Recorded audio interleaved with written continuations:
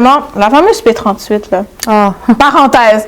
Tu sais, moi, je le vois souvent, cette P38-là. OK? Et toi, j'imagine que oui. À tourner de bras. Malheureusement, à tourner de bras. Puis ça m'a fait penser à, justement, quand t'en parlais, ça m'a vraiment abordé, mais tu sais, tu disais, ce que tu disais, en fait, m'a fait penser à ça. Parce que, justement, tu peux pas forcer la personne.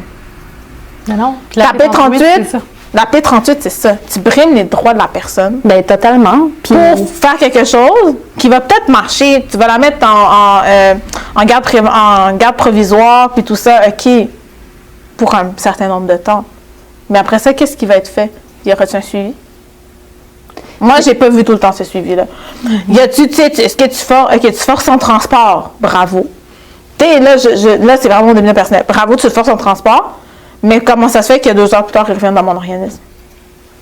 ben c'est ça, mais c'est parce que c'est des portes tournantes. C'est des portes tournantes, effectivement. Puis c'est ce que, dans une autre discussion, on avait un peu abordé. Ben, c'est pas des plasters qu'il faut mettre sur les troubles sociaux. C'est de travailler à la base. Puis, tu sais, si on a besoin de des trucs comme des P38, puis que finalement, tu sais, ces personnes-là, elles finissent par se retrouver quelques mois, quelques années après dans des situations de P38 encore, ben ça parle d'une réalité, tu sais. Ça parle qu'on ne travaille pas à la source du problème, tu sais. Effectivement. Puis je comprends la mesure pourquoi elle est là, je la comprends, mais ça ne veut pas dire que parce que je la comprends, je suis en accord avec elle.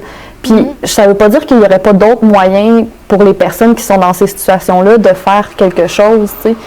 Puis je pense aussi que, tu sais, de façon... Ben, c'est que de toute façon, la progression d'une vie, elle n'est pas linéaire, là. Pour moi, peu importe, tu sais, si par exemple on parle de violence ou de troubles de consommation ou de situation d'itinérance, si tu te retrouves dans une situation que tu as déjà été, c'est pas un pas en arrière. C'est juste que tu vas apprendre autre chose. C'est sûr que c'est vraiment dommage, là, parce que tu as fait des efforts puis tout.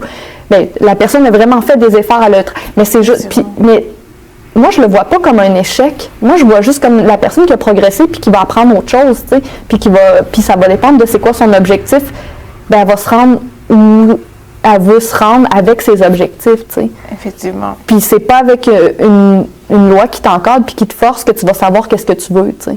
Effectivement. Puis où tu veux te rendre.